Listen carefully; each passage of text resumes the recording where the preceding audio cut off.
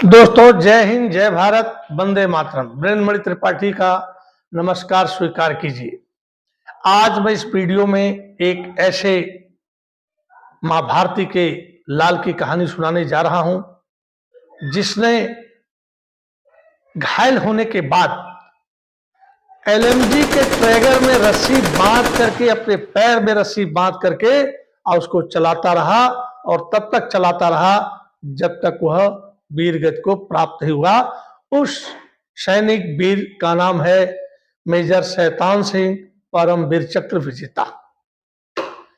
अब इनका इतिहास बताता हूं मैं। मेजर शैतान सिंह का जन्म 1 दिसंबर 1924 को जोधपुर जिले में बंसल गांव में हुआ था।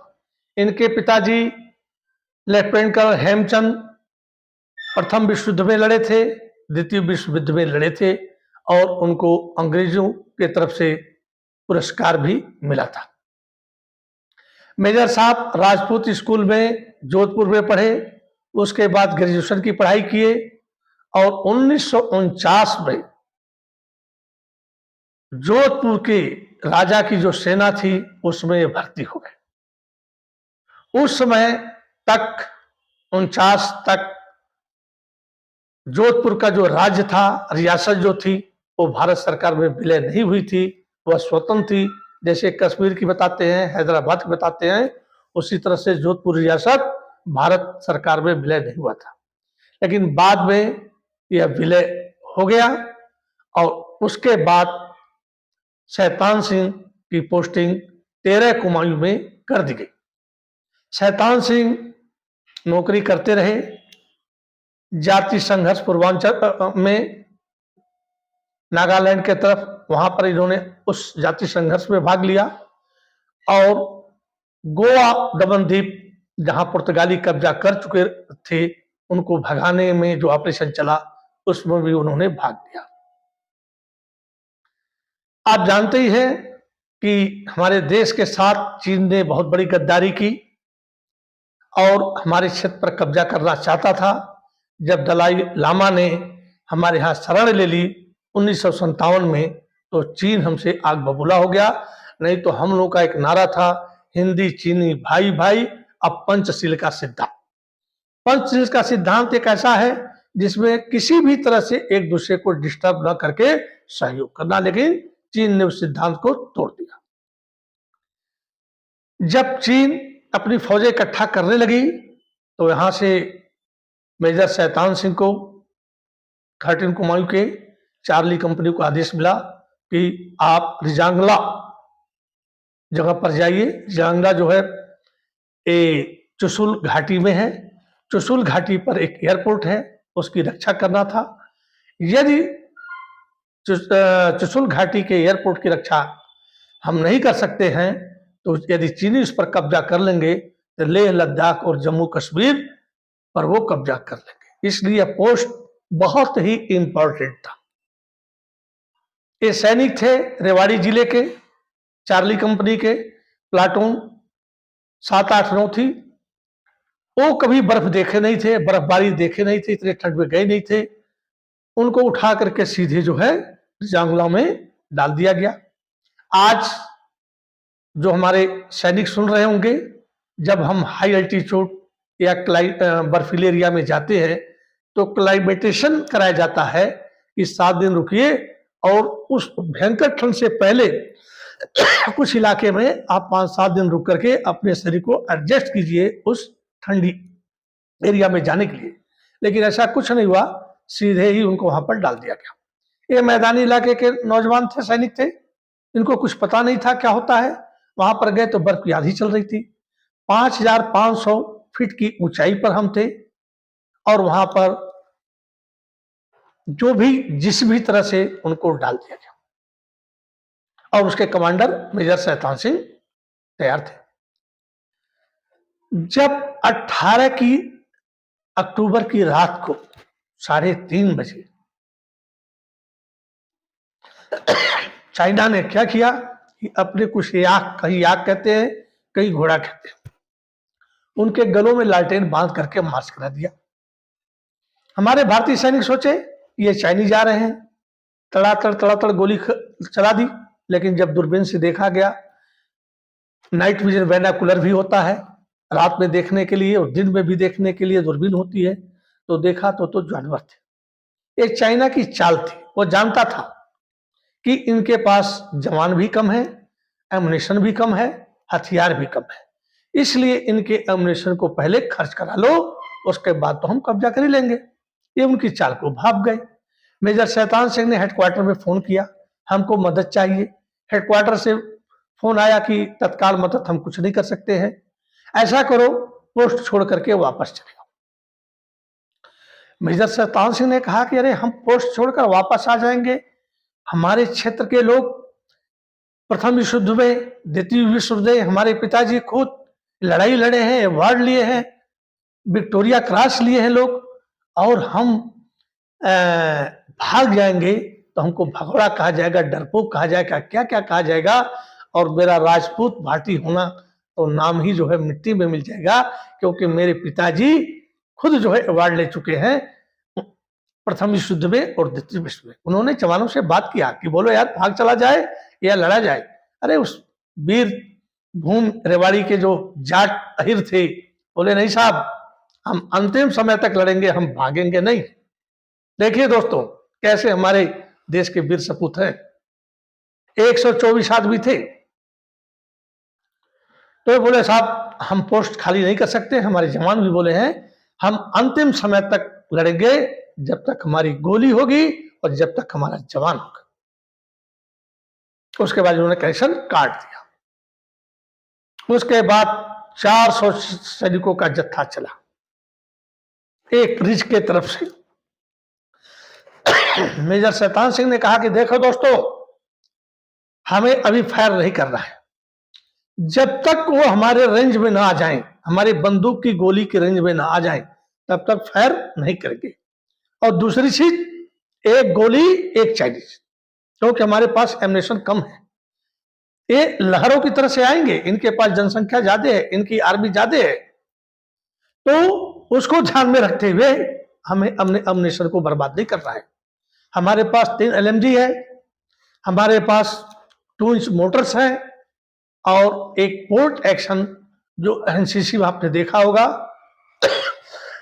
वो हथियार जो सेकेंड वर्ल्ड वॉर में बेकार हो गए थे, वो हमारे भारत सैनिक लेकर के उस रजलांगला हिल पर बैठे हुए थे। एक बार फायर कीजिए, फिर गोली लोड कीजिए, फिर फायर कीजिए, ऐसे करके होता। तो जैसे इनका 400 का जत्था आया, जैसे हमारे रेंज में आए, हमारे सैनिक तैयार ही थे, तड़ातड़ गोलियां दागना शुरू कर दिए, और उसमें से कम 100 तो मरी गए, बाकी सर पैर पर रख करके चीनी भाई फरार हो लिए, भाग लिए, अब पहाड़ी उड़ चुके। दूसरा जत्था जब चला दोस्तों, तो 1000 से ऊपर का जत्था था। अब 3:30 बजे का तो समय बीत गया, लेकिन आधे घंटे के बाद फिर इनका जत्था आया, क्योंकि इनके पास आर्मी ज्यादा थी, इनके पास एमुनेशन ज्यादा था, हमारे पास नहीं था। कारण जब हमारा देश आजाद हुआ था तो हमारे पास रोटी की समस्या थी, हमारे प्रधानमंत्री रोटी की जुगाड़ कर रहे थे, हथियार के नहीं कहते, कि उनको पता था कि चाइना या हमसे कोई देश लड़ेगा नहीं। यह सबसे बड़ी उनकी भूल थी, इसलिए हथियार हमने इकट्ठा किए, हमने राशन इकट्ठा किया, रोटी इकट्ठा किया। जब 1000 से ज्यादा का जत्था आया तो मेजर शैतान सिंह ने कहा कि रुक जाओ, इनको भी अपने रेंज में आने दो। और जैसे ही रेंज में आए, तैसे 2 इंच मोटर्स का फायर, LMG का फायर और अपने बंदूक का फायर इन्होंने खोल दिया, और उसमें से कम 300, 400, 500 सैनिक इन्होंने मार गए, वो भी भाग गए। फिर सुबह उन्होंने एक प्लान बनाया, वो जान गए कि हमारी पक्का लोकेशन कहाँ है। कुछ सैनिक उनके बड़ी तादाद में पीछे से चले, कुछ लेफ्ट से चले, कुछ राइट से दर्रे से चले, और हमारे पास अब एमुनेशन भी कम, कुछ जवान भी शहीद हो गए, कुछ हथियार भी हमारे टूट गए। तो क्या हुआ कि और उन्होंने तोपखाने का फायर खोल दिया, आर्टिलरी का, मोटर्स का, LNG, MMG सबका खोल दिया। हमें चारों से घेर लिया। हमारी सब कुछ जब खराब हो गई तो हमारे कुछ जवानों ने बैंकरों से निकल करके अपने राइफल के जो बैलेट थी उससे लड़ाई लड़ी और बहुत से सैनिकों को मृत्यु के गोद में सुला दिया। पूरा निष्कर्ष लड़ाई के बाद निकलता है, हमारे 113 सैनिक शहीद हुए और चीन के 1300 सैनिक शहीद हुए। हमारे 113 और चीन के 1300 सैनिक जो है शहीद हुए, मृत्यु को प्राप्त किए। आप सोचिए, एक ने 10 को मारा, 100 ने 1300 को मारा, एक 10 से लड़ा। हथियार नहीं था, गोला बारूद नहीं था, कपड़े नहीं थे, कड़ाके की ठंड, -5 डिग्री टेम्परेचर, आधी बर्फ टूट रही थी, कभी उन्होंने बर्फ देखा नहीं था। रेवाड़ी प्लेन एरिया है, आप लोग सब जानते होंगे, और जहां पर ट्रेनिंग भी की वो प्लेन एरिया कुमायूं में मैं देखा हूं। मैं खुद एक सैनिक रहा हूं। रानी खेत में कुमायूं सेंटर है, थोड़ा सा हल्का सा रानी खेत में कभी बर्फ गिर जाती है, वहां का मिलिट्री हॉस्पिटल में था। मेरे पिताजी खुद 62 की लड़ाई में, चाइना वाली लड़ाई में थे, वो बताते थे क्या दशा हमारी हुई। उसके बाद जो है 65 की लड़ाई में हमारे पिताजी थे, 61 की लड़ाई में हमारे पिताजी थे। मेरे घर के सब लोग हैं, एयरफोर्स में भी मेरे चाचा थे, रिटायर हुए। मेरा बड़ा भाई नेवी में, मेरा छोटा भाई नेवी के पनडुब्बी में, इसलिए हम लोग सब सैनिक हैं। और बाद में मैं मास्टर बना, मास्टर बन करके वीडियो बना रहा हूं। तो दोस्तों, जब ये चारों से अटैक हुआ, बैनेट का युद्ध हुआ, अब हमारा अंतिम गोली, अंतिम सिपाही लड़ा और वीरगति को प्राप्त हुआ। 113 मारे गए। उसके बाद आप जानते हैं 11 बचे, उसमें से कुछ पकड़ लिए गए, कुछ भाग लिए। जो पकड़े गए थे वो भी रात के अंधेरे में भाग लिए, और वो जो है अपने गांव पहुंचे तो गांव वालों ने देखा कि ये तो भाग आए हैं, उनके से कोई बात नहीं करता था, कायर की डिग्री दी गई, उनके बच्चों को स्कूलों से निकाल दिया गया, उनको एक प्रकार से समाज से बाहर कर दिया गया। ये तो लड़े ही नहीं, भाग गए। अब जो लड़ाई हो चुकी थी, एक सूबेदार रामचंद्र यादव उसमें एक ऐसे थे जो मतलब ये सारी घटना आकर के बताते हैं, क्योंकि मेजर साहब को गोली लगी थी, फिर उन्होंने एलएमजी में के ट्रिगर में रस्सी बांध के अपने पैर से चलाई। फिर एक चीनी जब एकाएक लोग आ गए तो इसके पेट में ब्रस्ट फायर पूरा मार दिया और मेजर साहब कंप्लीट गिर गए। अब उठने की हिम्मत नहीं थी। रामचंद्र उनके पास थे, बोले रामचंद्र मेरा बेल्ट खोल दो, मेरे पेट में बहुत दर्द हो रहा है। रामचंद्र उनके बेल्ट पर हाथ लगाए तो देखते हैं कि अतड़ियां उनकी बाहर आई हुई हैं। तो बोले साहब मैं बेल्ट नहीं खोल सकता। बोले जाओ हेडक्वार्टर में बता दो, यहाँ सब कुछ बर्बाद हो गया है। बोले नहीं साहब, मैं आपको छोड़कर नहीं जा सकता हूँ।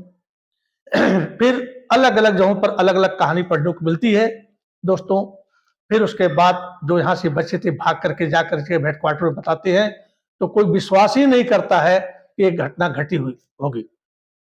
नो मैंस एरिया उसको घोषित कर दिया गया था लड़ाई खत्म होने के बाद, क्योंकि उसके 3 दिन के बाद इतने चाइनीज मारे गए थे कि चाइना खुद घबरा करके पूरी लड़ाई में लांगजा सेक्टर में जितने उसके सैनिक मारे गए थे उतने सैनिक किसी भी सेक्टर में चाइना के नहीं मारे गए थे। उसने 3 दिन के बाद लड़ाई बंद कर दी, नो मैंस एरिया घोषित कर दिया गया था। और भारत सरकार ने, चाइना सरकार ने कह दिया था वहां पर कोई आदमी नहीं था, कोई लड़ाई ही नहीं हुई।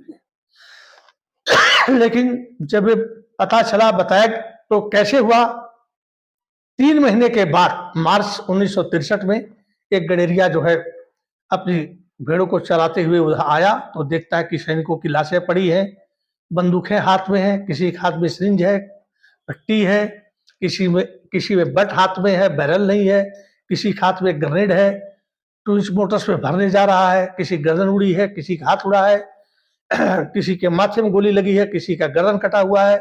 वो आकर के जो वहाँ के बेस कैंप जो था वहां पर बताता है, लोग जाते हैं तो उन वीर सपूतों की जो डेड बॉडी है उनको लाते हैं। बाकी जवानों की डेड बॉडी वहीं पर हेडक्वार्टर के पास सामूहिक रूप से दाह संस्कार कर दिया जाता है। मेजर शैतान सिंह का शरीर जोधपुर आता है और ससम्मान के साथ उनका दाह संस्कार किया जाता है और उसके बाद भारत सरकार मरणोपरांत उनको परम वीर चक्र से सम्मानित करती है। उसमें से 4 जवानों को वीर चक्र मिलता है और 5 को सेना पदक से सम्मानित किया जाता है।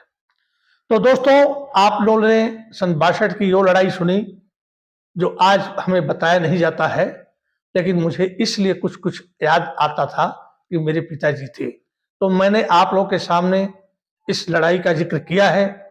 हमारा देश गद्दारों का वो नहीं है, बहादुरों का देश है। चाहे राणा का नाम ले लो, राणा प्रताप का ले लो, चाहे वीर शिवाजी का ले लो, चाहे भगत सिंह का ले लो, चाहे चंद्रशेखर आजाद का ले लो, ये मरने से नहीं डरते हैं, हाँ बदनामी से डरते हैं, पीठ दिखाने डरते हैं, सीधे पर गोलियां ले लेते हैं, लेकिन पीठ दिखा करके भागते नहीं है।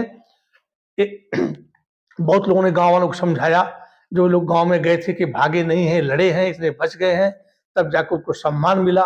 रेवाड़ी में स्मारक बनाया गया है, चुशुल में भी स्मारक बनाया गया है कि ये लोग कम साधन में 124 सैनिकों ने चीन के 1300 सैनिकों को धूल चटा दिया और इस लोक से परलोक को भेज दिया।